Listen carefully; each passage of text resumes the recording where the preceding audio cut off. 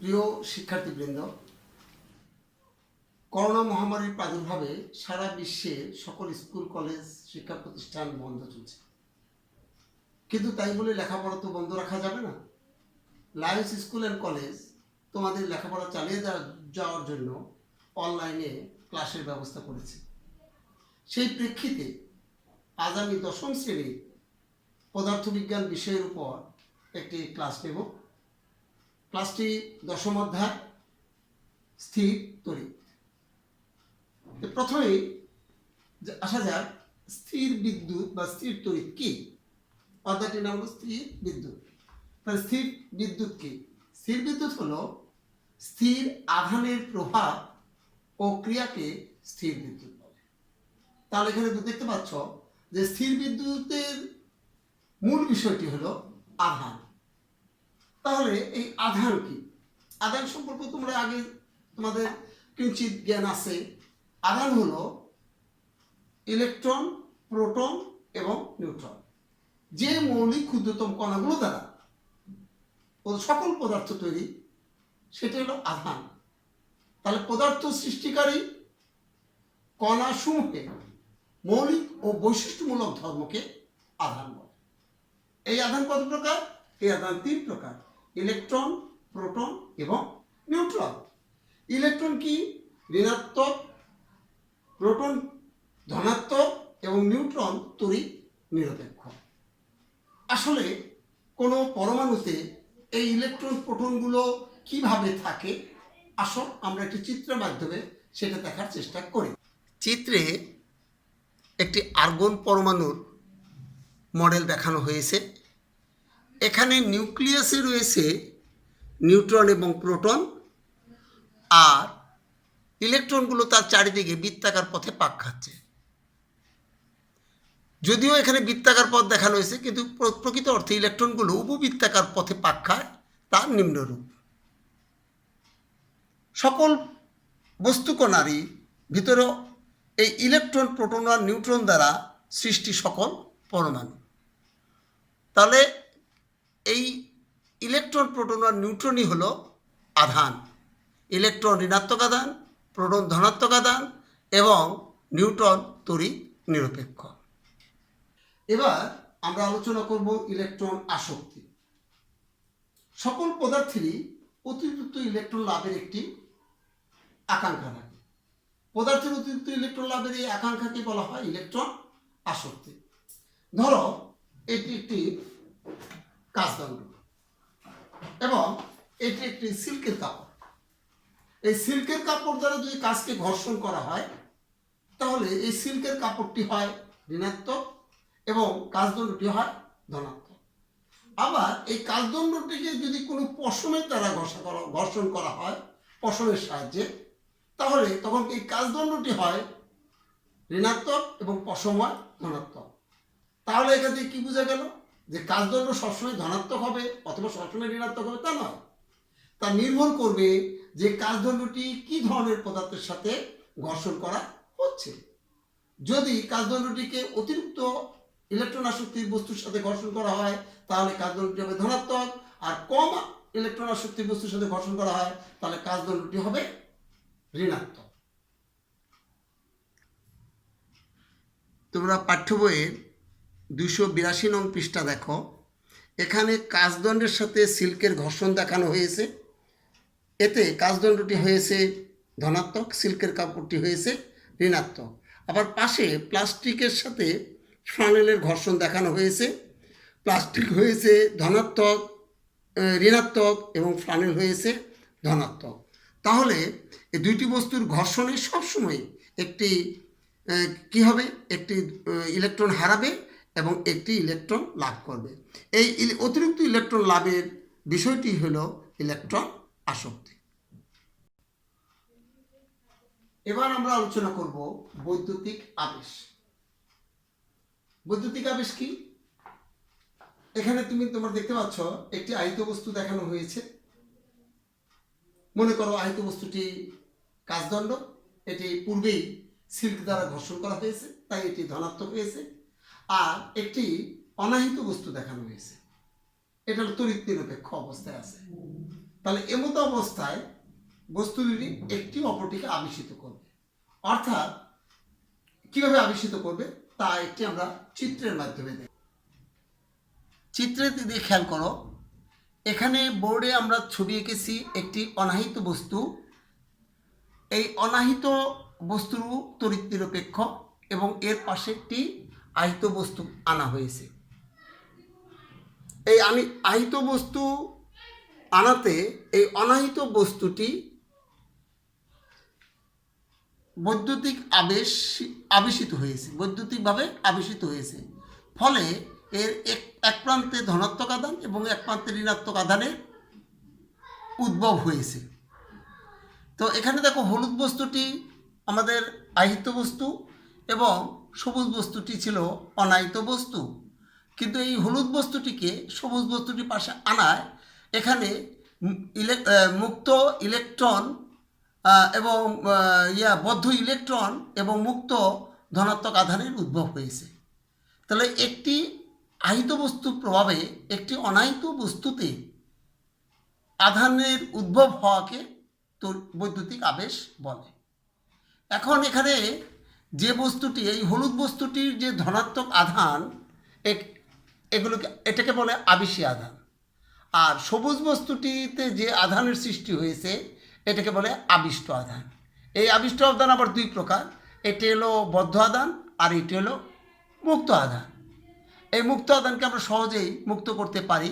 কিভাবে পারি?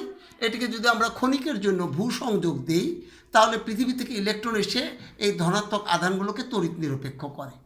তা আমরা নিচের চিত্রে দেখব। এখানে দেখো, ভূসংযোগ দেখানো হয়েছে, ফলে এটি তড়িৎ নিরপেক্ষ হয়ে গেছে। এখন এমত অবস্থায় ক্ষণিকের জন্য ভূসংযোগ দেওয়া হয়েছিল। এই ভূসংযোগটাকে যদি আমরা সরিয়ে নেই এবং একই সাথে যদি কাচদণ্ডটিকেও যদি সরিয়ে নেই, মানে আবেশী বস্তুটাকে যদি সরিয়ে নেই, তাহলে দেখবো যে এই ঋণাত্মক আধানগুলো সমস্ত বস্তুতে ছড়িয়ে পড়েছে। এইরূপ সমস্ত বস্তু সরিয়ে, ফলে বস্তুটি একটি ঋণাত্মক আধানে আহিত হয়েছে। অর্থাৎ একটি অনাহিত বস্তু একটি আহিত বস্তুর প্রভাবে কি হয়েছে? একটি আহিত বস্তুতে রূপান্তরিত হয়েছে। এখানে কি হয়েছে? এখানে ধনাত্মক আধান দ্বারা একটা বস্তু ঋণাত্মক আধানে আহিত হয়েছে।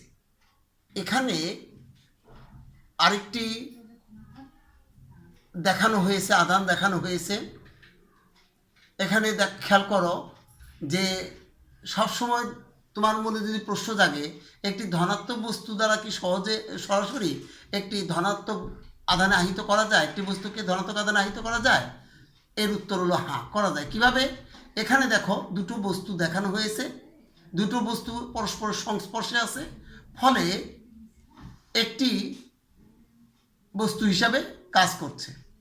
যে বস্তুটি আবেশী বস্তুটির কাছে আছে সেই বস্তুটি ঋণাত্মক আধানে আহিত হয়েছে এবং যে বস্তুটি দূরে আছে সেই বস্তুটি ধনাত্মক আধানে আহিত হয়েছে।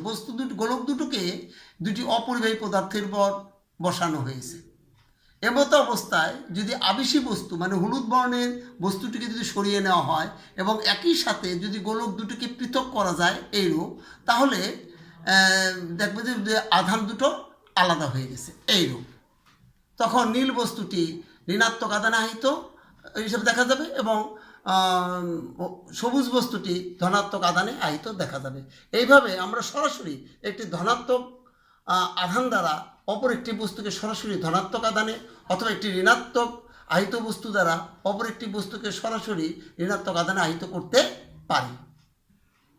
এতক্ষণ আমরা জানলাম স্থির বিদ্যুৎ কি, আমরা জানলাম আধান কি, আমরা জানলাম ইলেকট্রন আসক্তি কাকে বলে, আমরা জানলাম বৈদ্যুতিক আবেশ কাকে বলে। এবার আমাদের প্রশ্ন হলো, কোনো বস্তুতে আধান আছে অথবা নাই, অথবা বস্তুটিতে কি ধরনের আধান আছে, ধনাত্মক না ঋণাত্মক, তা বোঝার বুদ্ধি কি? তার জন্য জর্জ বেনেট খ্রিস্টান ধর্মযাজক জর্জ বেনেট একটি যন্ত্রের আবিষ্কার করেন। সেই যন্ত্রটি হলো ইলেকট্রোস্কোপ। তোমরা চিত্রে নিশ্চয়ই ইলেকট্রোস্কোপ যন্ত্রটি দেখতে পাচ্ছ। তোমরা চিত্রে একটি ইলেকট্রোস্কোপ দেখতে পাচ্ছ। তোমরা চিত্রে একটি ইলেকট্রোস্কোপ দেখতে পাচ্ছ। এখানে খুব ভালো করে খেয়াল করো, নীল রঙের একটি দাগ দ্বারা তোমার একটি কাচের বোতল বোঝানো হয়েছে। কাচের বোতলটি একটি চাকতির উপর বসানো হয়েছে। চাকতি বোতলের ভিতরে চাকতির দুই প্রান্তে দুইটি টিনের পাত এবং মাঝখানে বায়ু থেকে জলীয় বাষ্প নিষ্কাশনের জন্য এক পদার্থ রাখা হয়েছে এবং উপরের দিকে গাঢ় হলুদ কালারের একটি তামার চাকতি এবং একটি দণ্ড দেখানো হয়েছে এবং প্রান্তে মানে এইটা এখানে তোমার সোনার পাত দেখানো হয়েছে। এই সমস্ত ব্যবস্থাটি একটি বায়ুরোধী অবস্থায় আছে। এখানে ভিতরের বায়ু বাইরে আসতে পারে না এবং বাইরের বায়ু ভিতরে যেতে পারে না। এমতো অবস্থায় আমাদের যন্ত্রটি ইলেকট্রোস্কোপ হিসাবে কাজ করবে। এই যন্ত্রটির বৈশিষ্ট্য হলো কোনো বস্তুতে আধান আছে কি নেই তা বুঝিয়ে দেবে এবং থাকলে এই আধানের প্রকৃতি কী, এটি ধনাত্মক না ঋণাত্মক তা জানিয়ে দেবে। তো আমরা যে বস্তুটির আধান জানতে চাই, প্রথমে সেই বস্তুটিকে আমরা কী করব, ওই চাকতির সাথে আমরা স্পর্শ করাবো। এই চাকতিটার সাথে খেয়াল করো, চিত্রের দিকে খেয়াল করো, ওই চাকতির সাথে বস্তুটিকে আমরা স্পর্শ করাবো ক্ষণিকের জন্য। স্পর্শ করালে এখান থেকে কিছু আধান চাকতির মাধ্যমে এই স্বর্ণপাত চলে আসবে। এই স্বর্ণপাত দুটো খুবই পাতলা, ফলে এই একই আধান প্রাপ্ত হবে এবং একজন অপরজনকে বিকর্ষণ করে কী হবে, ফাঁক হয়ে যাবে। তাহলে এই ফাঁক থেকে বোঝা যাবে যে বস্তুতে আধান আছে। আর যদি স্পর্শ করানোর পরে যদি ফাঁক না হয়, তাহলে বোঝা যাবে এই বস্তুতে কোনো আধান নেই। এমতো অবস্থায় তাহলে জানা গেল বস্তুতে আধান আছে। এখন এই আধানটা ধনাত্মক না ঋণাত্মক তা বুঝবো কীভাবে? তা বোঝার জন্য আমরা দ্বিতীয় আরেকটি বস্তু নেব, যে বস্তুটির আধান আমরা জানি। মনে করি এই বস্তুটির আধান ধনাত্মক। এখন এই বস্তুটিকে পুনরায় ক্ষণিকের জন্য ক্ষণিকের জন্য আমরা এটাকে স্পর্শ করাই। যদি স্পর্শ করালে এই ফাঁকটা যদি বেড়ে যায়, তাহলে বোঝা যাবে আগের বস্তুটিও ধনাত্মক, কারণ এটি ধনাত্মক। আবার ধনাত্মক দেওয়াতে কি হলো, ফাঁক বেড়ে গেছে। আর যদি ফাঁকটা কমে যায়, তাহলে বোঝা যাবে যে আগের বস্তুটি ছিল ঋণাত্মক। এইভাবেই কোনো বস্তুতে আধান আছে কি নেই বা আধানটি ধনাত্মক না ঋণাত্মক তা আমরা জানতে পারি। তাহলে আজকে আমরা স্থির বিদ্যুৎ অধ্যায় সম্পর্কে আমরা কিছু বিষয় জানলাম। আমরা এই বাড়িতে তোমরা বিষয়গুলো একটু ভালো করে পড়াশোনা করার চেষ্টা করবে, বোঝার চেষ্টা করবে। এরপরে আরও দুটো ক্লাস নেব আমরা এই স্থির বিদ্যুতের উপর। ফলে স্থির বিদ্যুতের উপর পূর্ণাঙ্গ ধারণা তোমাদের পরিষ্কার হবে। এবার তোমাদের বাড়ির কাজ দেওয়া হবে, বাড়ির কাজের দিকে মনোযোগ দাও।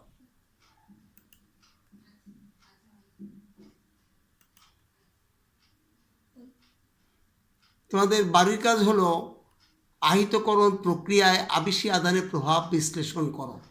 এই কাজটা তোমরা বাড়িতে করবে এবং স্কুল খোলার পরে এই কাজটা তোমরা আমাদেরকে দেখাবে। তোমরা সবাই সাবধান থেকো করোনা ভাইরাস থেকে, চারিদিকে মহামারী।